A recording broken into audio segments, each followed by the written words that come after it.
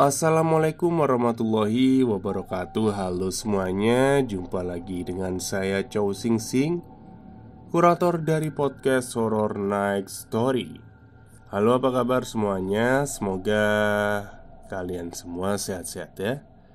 Dan seperti biasanya pada hari ini saya kembali dan akan menghadirkan sebuah kisah mistis untuk kalian semua. Kisah mistis kali ini saya datangkan dari tweet horornya Mika0619 yang menceritakan tentang kos-kosan yang ada di daerah Jakarta. Oke, daripada kita berlama-lama, mari kita simak ceritanya. Ganjar akhirnya memutuskan mencari kosan yang letaknya tidak jauh dari kantor di bilangan RS Jakarta. Selama 4 bulan terakhir, ia pulang pergi Gadok, Jakarta dengan menggunakan bus, kemudian menyambung dengan kereta dari Bogor. Gadok itu daerah perbatasan Bogor yang menuju ke arah puncak. Lama-kelamaan ia merasa tua di jalan, dalam tanda kutip. Di samping itu ia juga merasa lelah. Setelah berhitung-hitung dengan upahnya sebagai karyawan, Ganjar menganggarkan mencari kosan yang harga sewa sebulannya tidak lebih dari 900.000. Berdasarkan info dari rekan kerjanya di sekitar MP, harga kos-kosannya variatif dan bersaing. Ganjar membuat rencana. Nanti apabila jadi ngekos setiap Jumat sore atau malam, ia akan pulang ke rumahnya yang ada di Gadok, membawa cucian pakaian kotor, dan dengan itu maka ia tidak perlu mencuci di laundry demi penghematan. Lalu akhirnya Senin subuh ia berangkat kerja dari Gadok. Pada hari yang direncanakan, Ganjar mengambil waktu mencari kosan saat jam istirahat kantor. Supaya waktunya agak panjang, maka ia izin ke atasannya jam 11 menjelang siang, dengan harapan paling telat jam 2 siang akan segera kembali ke kantor. Tibalah di wilayah MP. Ganjar mulai perburuannya mencari kosan.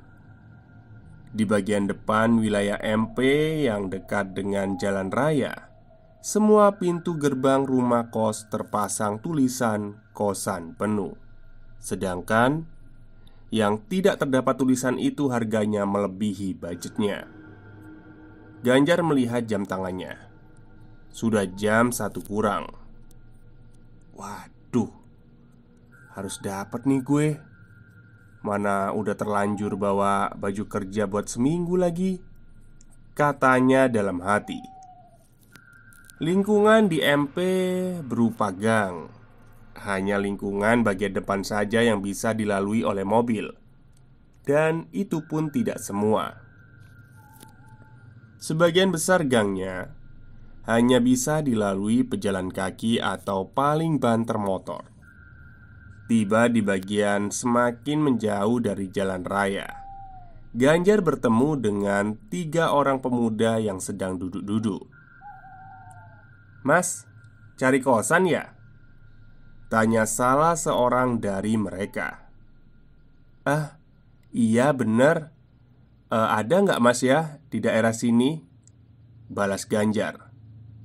"Sebentar ya mas," kata pemuda itu sambil berlalu. Tak lama kemudian pemuda itu datang kembali. "Ada kosan yang kosong mas, kosannya Ibu Sari," katanya. Lalu ia mengantar Ganjar ke kosan yang dimaksud. Ganjar pun bertemu dengan ibu kosnya. Letak kosannya memang lebih ke dalam lingkungan MP, lumayan jauh dari jalan raya. Namun harga sewa kos sebulannya hanya 750.000. Harga yang masuk dalam anggaran budget Ganjar. Ibu kos lalu meminta fotokopi KTP Ganjar. "Biar ini kosan campuran, tapi peraturannya dilarang keras mas, membawa pasangannya untuk menginap ya. Lalu diharapkan keikutsertaannya jika ada acara warga di sini, papar ibu kos. "Acara apa, Bu?" tanya Ganjar. "Ya semisal ada acara 17 Agustusan gitu mas," terang ibu kos. "Oh itu. Iya bu, nggak apa-apa," balas Ganjar. "Kira-kira kapan Mas Ganjar mulai ngisi kamarnya?" tanya ibu kos. "Malam ini juga bu," jawab Ganjar. Sepulang kerja, Ganjar mulai pulang ke rumahnya. Kala itu waktu maghrib, kamar kos-kosan yang terletak di lantai 2 dari rumah si pemilik. Ada 5 pintu saling berhadapan. Jadi totalnya ada 10 kamar kos. Setelah meletakkan tas ransel yang berisi pakaian di kamarnya, ia lalu keluar kamar dan melihat-lihat, sekaligus bermaksud bersapa dengan penghuni kos lain. Tapi pintu kamar-kamar lain masih tertutup dan lampunya juga masih gelap. Ganjar berpikir mungkin belum pada pulang kantor. Sekitar setengah 9 malam, ia menyeduh kopi, lalu keluar kamar. Dilihatnya kamar yang lain masih belum datang juga penghuninya. Tapi ia melihat 2 kamar dari kamarnya ada jemuran mini di depan kamar yang terdapat beberapa potong pakaian yang sedang digantung. Dan juga ada beberapa pasang sepatu. Tanda-tanda kehidupan, pikirnya. Ganjar melihat ada akses tangga ke lantai atas lagi. Rupanya tangga itu menuju atap. Ia pun menuju ke sana. Itu merupakan atap yang dicor semen. Bisa buat santai-santai sambil ngopi, sambil melihat langit malam Jakarta. Tapi suasana tempat itu gelap sekali. Si pemilik kos tidak memberi lampu penerangan. Sumber cahaya hanya dari pendar cahaya lampu dari tetangga sekitar saja. Saat di atap itu, Ganjar merasa gerah sekali, sampai-sampai keringatnya bercucuran. Heran juga dia, segini panaskah kota Jakarta? Apa karena badannya masih butuh penyesuaian? Karena selama ini ia tinggal di daerah berhawa pegunungan. Sampai kira-kira jam setengah 10 malam. Karena tidak ada satupun penghuni kos lain yang Ganjar kira akan ke atap juga bersantai, akhirnya ia pun kembali ke kamar. Yang membuat Ganjar heran, hawa gerah di atap itu sudah hampir 1 jam dia di sana, tapi masih terasa juga tidak mereda. Baju kaosnya hampir-hampir lepek. Jam 11 malam akhirnya Ganjar mematikan lampu kamarnya dan berangkat tidur. Ganjar terbangun mendengar suara pintu kamar sebelah yang dibuka, lalu ditutup lagi. Ia pun melihat jam tangannya. Jam 1 dini hari. Gokil juga nih tetangga sebelah. Jam segini baru pulang, pikirnya. Lalu ia hendak melanjutkan tidurnya lagi. Namun tak lama kemudian ia mendengar suara anak-anak berlarian sambil tertawa riang. Lalu berganti suara derap sepatu pantofel. Tak lama kemudian ia mendengar suara sepatu high heels yang berjalan. Pokoknya berisik sekali. Dan ada suara orang laki-laki dan perempuan dewasa yang sedang ngobrol, tapi tidak jelas perbincangannya. Di telinga Ganjar seperti bergumam saja. Mungkin karena ia sudah setengah tidur dengan tubuh yang letih. Suara orang sedang ngobrol itu sesekali diselingi tawa renyah. Lalu suara tawa-tawa anak berlarian sambil tertawa riang itu tetap terdengar. Dan kembali suara langkah-langkah sepatu yang berdatangan terdengar juga.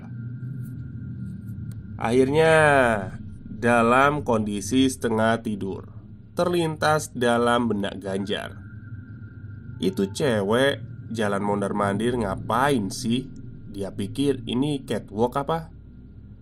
Namun karena hari ini Ganjar terlalu letih, ia pun tertidur kembali hingga pagi menjelang.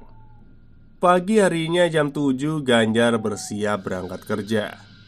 Ia membuka pintu kamarnya, lalu mengenakan sepatunya di luar kamar. Ia melihat suasana pintu-pintu kamar kos tetangganya tertutup semua, tidak ada aktivitas sama sekali. Ia mulai merasa aneh. Semalam rame banget, tapi pagi-pagi kayak gini nggak ada orang. Apa pada berangkat kerja siang ya? Anak-anak yang semalam apa nggak pada sekolah jam segini? Pikirnya. Ia melihat jemuran pakaian tetangga kos 2 kamar darinya yang sudah kosong pakaiannya dan rupanya sudah diangkat. Dan beberapa sepatu semalam juga tidak ada. Namun nampak kardus-kardus kotak yang ada di situ. Dalam perjalanan menuju kantornya, Ganjar teringat ibu kos menyampaikan bahwa kosannya itu kosan campuran. Tapi dia tidak menyangka ada yang ngekos sekeluarga juga. Sampai-sampai anak-anak main tengah malam seperti itu. Lalu katanya dilarang keras membawa pasangan. Tapi kok semalam ada cowok cewek yang ngobrol. Lalu suara langkah kaki sepatu high heels waktu tengah malam. Mungkinkah itu para perempuan penghuni kos yang kerjanya di tempat hiburan malam? Atau jangan-jangan mereka adalah pekerja seks komersial? Semua pikiran-pikiran itu berseliweran di benak Ganjar. Nanti malam dia berniat akan menjumpai mereka semua. Hari itu Ganjar sengaja pulang dari kantornya lebih awal dari biasanya, jam 5 sore. Sehingga sebelum maghrib ia sudah berada di kosan. Sewaktu tiba di kosan, kamar-kamar lain juga belum ada tanda-tanda kehidupan. Dilihatnya tetangga kos 2 kamar darinya, jemuran mini dan kotak-kotak kardus yang tadi pagi dilihatnya juga sudah tidak ada. Kayaknya udah pergi semua deh, batinnya. Setelah sholat maghrib, ia keluar dari kos-kosan bermaksud hendak membeli makan malam dan rokok. Sekembalinya saat hendak menaiki lantai 2, ia kebetulan bertemu dengan ibu kos. Mereka saling bersapa. "Maaf bu, boleh tanya?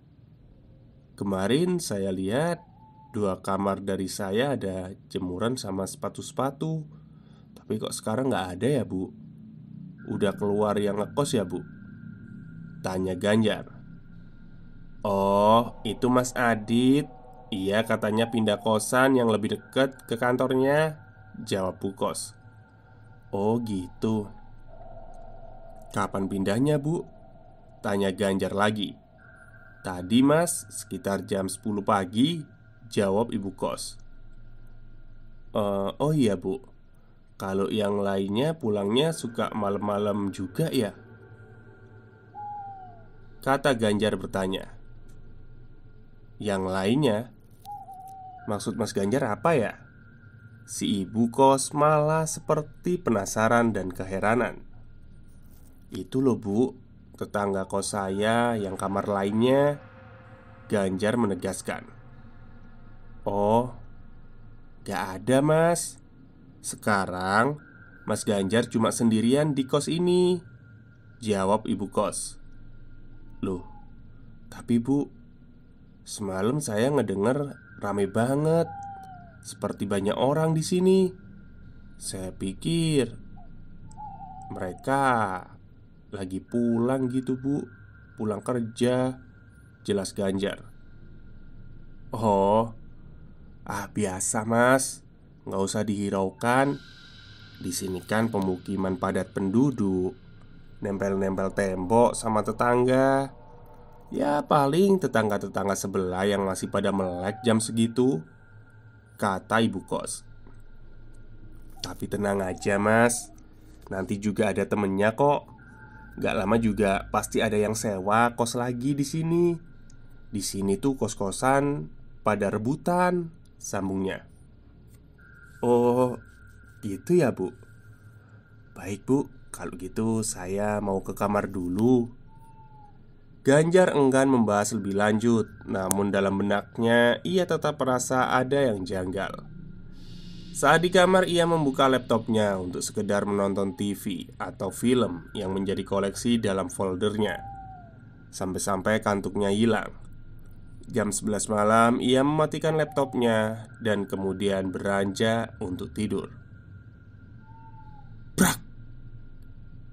Ganjar tiba-tiba terbangun dari tidurnya.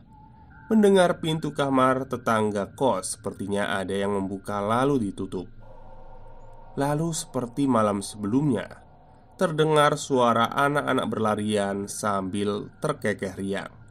Dan kemudian ada juga suara langkah kaki sepatu pantofel. Lalu ada juga suara wanita dan laki-laki yang bercengkrama. Ia melihat jam tangannya. Sekitar jam 2 dini hari.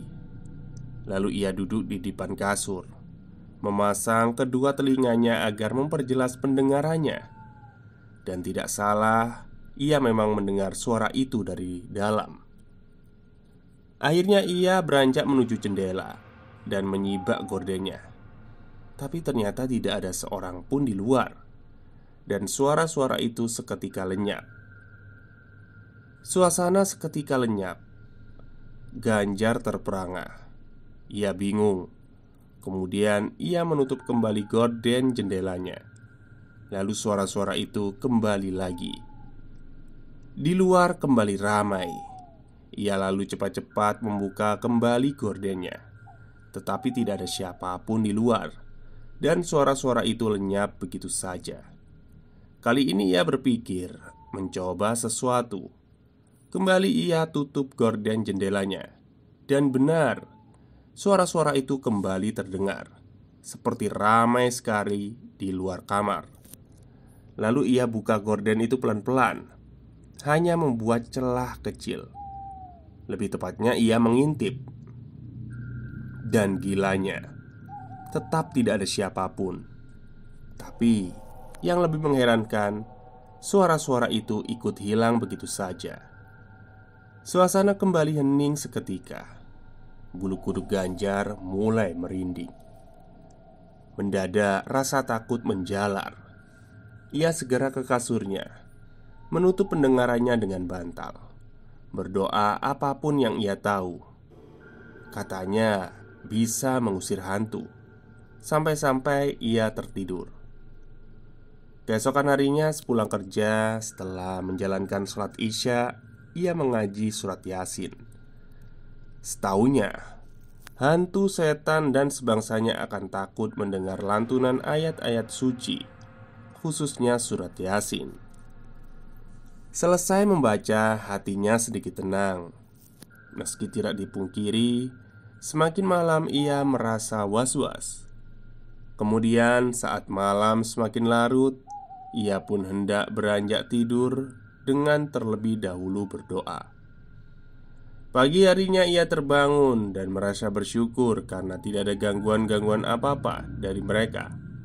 Surat Yasin berhasil mengusir mereka. Akhirnya Ganjar berhasil melewati seminggu pertamanya di kosan. Sebagaimana rencana di awal, pada Jumat malam ia pulang ke rumahnya di Gadok, membawa pakaian kotor untuk dicuci. Senin subuhnya ia berangkat ke kantor dari rumah. Hari Senin itu ia pulang dari kantor jam 9 malam. Tiba di kosan setengah jam kemudian. Saat tiba di kos ia merasa gundah karena pikirnya akan ada penghuni kos baru. Ternyata ia masih sendirian. Setelah mandi, karena hari itu ia begitu letih, akhirnya ia langsung pergi tidur. Sekitar jam 1 dini hari ia terbangun karena mendengar kicau burung yang bersautan. Ia tidak hafal jenis suara burung-burung. Namun yang pasti ia tahu kicau burung itu tidak terdengar merdu, seperti kicau burung yang panik karena ada bahaya. Ia mencoba mengabaikan, namun matanya sulit terpejam. "Aduh, ada apa lagi sih ini?" lirihnya. Namun lama-kelamaan rasa kantuknya datang juga. Antara tidur dan masih terjaga, ia melihat di sudut kamarnya ada sosok bayangan hitam dengan posisi yang berjongkok. Ganjar ingin membuka matanya, namun saking terlalu lelahnya, ia kembali terlelap. Ia kembali terbangun, dan kali ini dikarenakan ada sesuatu di telapak kakinya. Lebih tepatnya, telapak kakinya ada yang menggelitiki.